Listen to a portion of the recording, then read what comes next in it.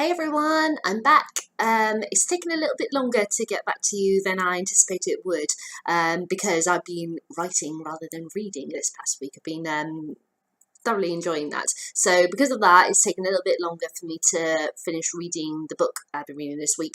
But even so, when I've gotten hold of it, I've been reading massive chunks of it. So I've gotten through it relatively quickly. It's just taken a while for me to actually be able to pick up the book.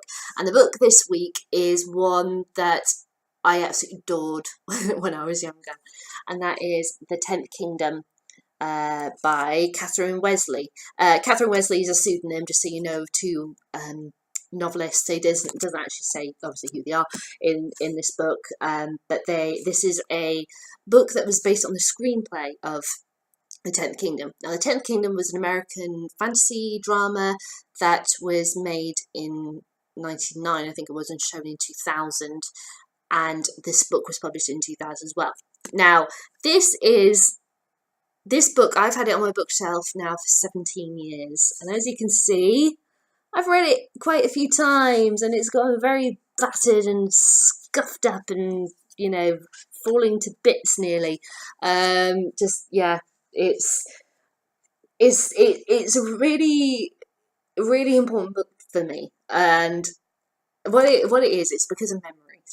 I fell in love with The Tenth Kingdom when it was on. I watched it over and over again as often as I could, and when the book came out, there was a particular bookshop had it, and it was called Otter's. It was a chain here in the UK, and I don't know if they were global as well. I can't honestly remember, because they got taken over by Waterstones, who I've referred to often going to. And at the time in Otter's, because the branding was very different, not very different, but quite different than Waterstones, they had these massive sofas and everything. You could sit for hours and just read the books off the shelf. It wasn't a case of, quickly look, buy it, and then you're able to, look at it properly. And what I would do is that on Saturdays, we would always go into town, and I would always go to Otter's, and I would grab The Tenth Kingdom off the shelf, and I would read a chapter or so, as much as I could, before Mum and Dad said, right, let's go on shopping. And I did every week. I gradually read this book, and then finally Mum and Dad bought me a copy, which I'm very thankful for them for. And I just read it and read it and read it, and I have still got it on my bookshelf, and as you can see, as I said, its spines are practically falling apart. I love it so much, this story, but it's been a very long time since I last read it, so going back to it was really interesting. And another thing of memory and all that lot was that in the summer of 2000, I had to have my appendix out, and I remember distinctly coming around after the operation, and I wanted to read it, but I couldn't read it because I was, a bit phased out, and I didn't have the energy to hold the book and everything. So my dad went, okay, I'll read it for you, and he read it to me, and I just remember him doing the voices of the trolls and Prince Wendell and all the different characters, and running through the prison near the beginning of the book, and I distinctly remember it to this day, even though it was 17 years ago. It'll be 17 years this June. But yeah, I remember it so vividly. It's really, really, it's a moment that I don't think I'll forget. I just love. I think obviously Mum and Dad read stories to us when we were younger, but that was when we were younger, not when I was 13, 14. So to have my dad sit there and read this fancy novel out to me, to make me feel a bit better and everything, it just sticks with me. And I love my dad to bits, so. But yes, this story, I've gone on for 4 minutes and I have yet to say what the story is about. Sorry, guys. This story is called The Tenth Kingdom because the 10th Kingdom is our world, and the 9 Kingdoms is this fantasy world. Now, in our world, there is a girl called Virginia who lives with her father and Tony, but Anthony, because that's his full name, as Prince Wendell constantly calls him throughout the book, rather than calling him Tony. They live in our world. They live in a hotel in New York because Tony is the janitor there, and Virginia's grown up, she's worked, she has to look after her dad. Her mum walked out on her and her dad when she was 7, and she just plows on each day looking after her dad, doing everything that she needs to do, all this lot. And one day she's riding her bike to work through Central Park, and she crashes into a dog, say a dog runs into her path, and it all spirals out of control from there. It turns out this dog is actually a prince who's been transformed into a dog from another dimension, from one of the 9 kingdoms, and has delved through a magic mirror, which was a travelling mirror, which transported him to our world. And as time goes on, we meet various other characters. Tony and Virginia end up going into their world, into the 9 kingdoms, and having to go through them to find the mirror to get them back through the travelling mirror so that they can return home, and also to help the prince dog. I say Prince Wendell is his full name, who is the grandson of Snow White, to be able to get him back to his normal state, because the evil queen has transformed him into a dog. She wants to take over the kingdoms. She's Wendell's stepmother. So yeah, so that's it, kind of the overall picture. There's lots of stuff going on. It's a really fun story. That's why I want to really convey to you guys. I obviously I watched the series before the series had been out for a few months, I think, before the book came out. So but it was a big hit here in the UK. The fact that they made this book of the original screenplay of it, it was shown in the UK. It was shown on Sky One, and you can tell they even on the back of this book has the very, very old Sky One logo. I remember, and website and everything. So yeah, it was shown on Sky One, but it was an American produced series, and yeah, I absolutely adored it. Now, the writing of this book, it is very well done. It's quite simplistic, even though there's a lot of stuff going on in comparison to the actual end product, because this is based on the original screenplay, not necessarily the screenplay that you see at the end. Now, the reason why I want to clarify that is because there's 2 parts of the story that is in the series, and in this obviously, but the series, they've played it out differently. So for example, one of them is this whole thing of a golden fish that Anthony gets bitten by, or say Tony gets bitten by, and his finger turns to gold.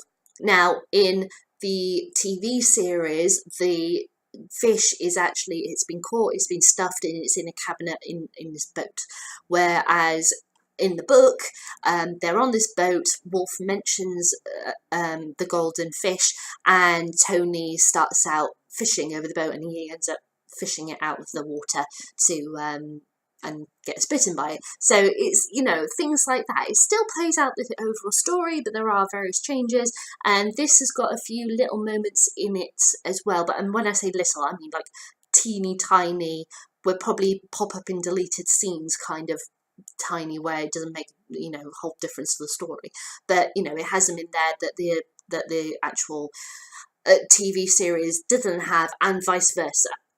So overall, I'd say probably this has, I said in my announcement video, I thought it was about 90%. It's more like 97 or something % of what's in the programme is in this book. So yeah, so you're not missing too much. Now, yeah, as I said, the writing is quite simplistic. But it doesn't lose the depth of the story, the joy of it, and everything. It's not as bleak and dark as I remember it from when I was younger, but maybe it's just because when I was younger, I thought that this was, oh my god, this is really dark and sinister in the various areas. When obviously now looking at it as an older woman, I'm like, yeah, it's not really that dark. But I couldn't help throughout, whenever I was reading it, I don't know if it's a nostalgia thing or whatever, I just kept on smiling, and because I know the TV series so well. Or like every time I was reading like someone saying something, I heard it in my mind as it was in TV program. I watched it that much I could like memorize whole scenes, and the way that people said things. So yeah, so thus when I was reading lines of this, I was like, Wolf, instead of just saying it very blandly or something, he was like very excited and over the top, as he is in the show. So yeah, Wolf is like my favourite character. He is a half man, half wolf, and he gives the general appearance of a man, but he has a tail, and he howls and does, you know, is a bit over the top and everything, but he's really lovely and charming and really sweet, and he does some really stupid things, but it's only because he wasn't looking at the whole picture. He was just wanting to make Virginia happy about certain things, and but in the end, he's the most adorable character, and I love him. He's amazing. Yeah, so because of the way that it's been written, it's very easy to get through chunks of it. Kind of reminds me how recently when I read Girl on the Train, how when I picked it up, I got through massive chunks of it. So it wasn't, you know, very holiday read kind of esque. That's kind of like how this was as well. But I enjoyed absolutely every second of it. I know that this is no longer in print. As to if it's available as an ebook, I don't know. It could be. If you want to check it out, then, you know, look up Catherine Wesley, The 10th Kingdom, and you may find it. I have absolutely no idea. But yeah, if you're able to get a hold of a copy of this, I would recommend it. It's a really enjoyable adventure. The characters are really well written and described. You know, I'm obviously thinking in comparison to the TV series. Virginia's quite, in some areas, Virginia's a bit different in the book as well. Even though she's doing obviously the same things and everything, you kind of, the writers like to talk about going into her mind and how she's viewing certain parts of the story, which I never thought of before. Or at least obviously when I read this when I was younger, I didn't appreciate. So now when I'm older, I understand Virginia in a different way than I did when I was like 13, 14. So yeah, so I really feel that Virginia has become a stronger character in my mind, a stronger woman having reread this now than I did when I was a teenager. But I still, you know, obviously absolutely love her. But she kicks some ass. She really does. I didn't appreciate her to the degree I should have done when I was younger. But I really love Virginia. And there's stuff that she goes through in this. It's not just a case of, you know, we have to go find the mirror and do this, that, and the other. There's something a lot more to it. It's got a lot more depth. And what she learns about herself and her past. It really, it's a really interesting piece of writing. So I would recommend The 10th Kingdom.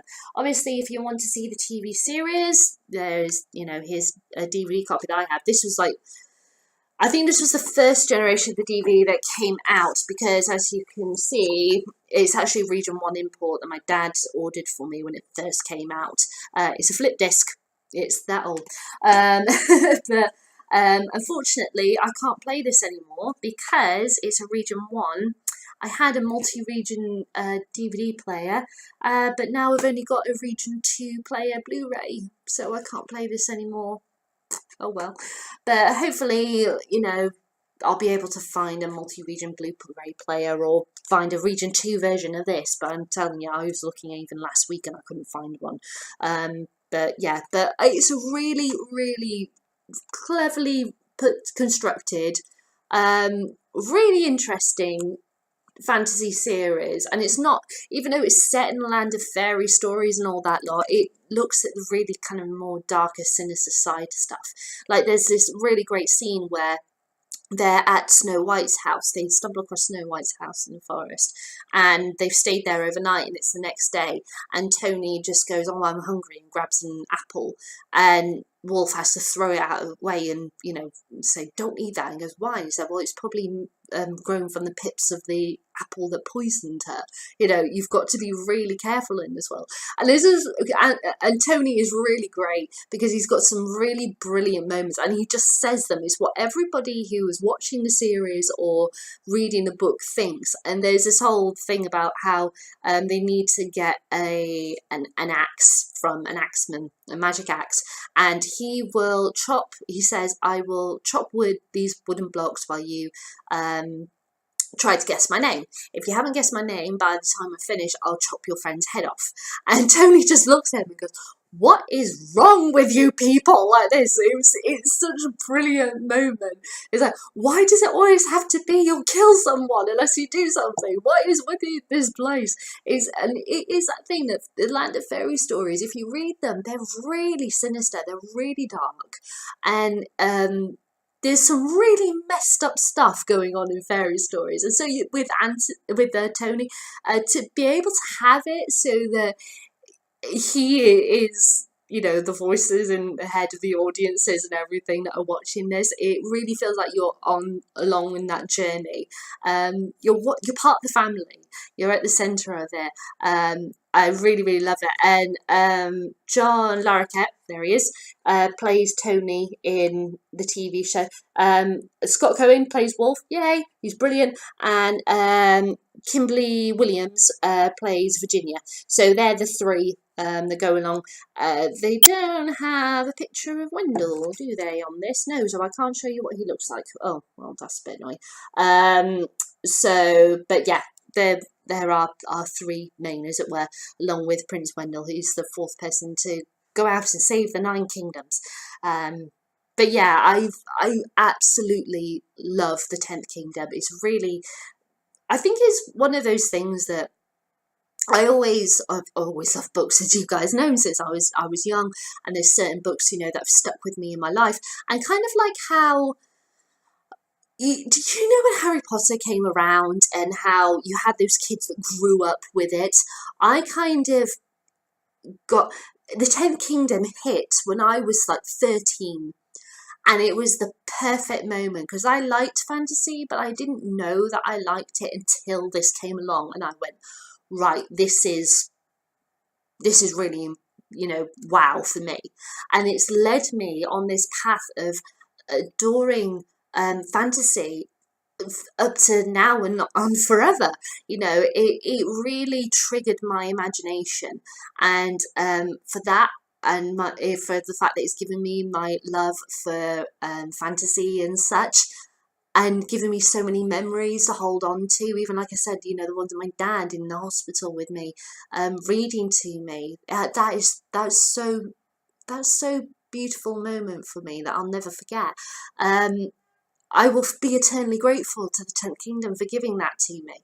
So I love it. And I strongly recommend either the book or the TV series if you're able to get hold of it. As I said, like Amazon, I was looking, I can only find Region 1 imports, which is America. So unless you've got like a multi-region, or if you live in America, obviously that's fine. But unless you've got a multi-region player, you might not be able to play this. Obviously, I haven't looked online if like YouTube or somewhere's got loads of stuff from it. But if you want to try YouTube, try YouTube. So yeah, or you can try and get the book. So, right, I'm going to stop there now. So, yeah, I say definitely 10th Kingdom, amazing. Give it a go.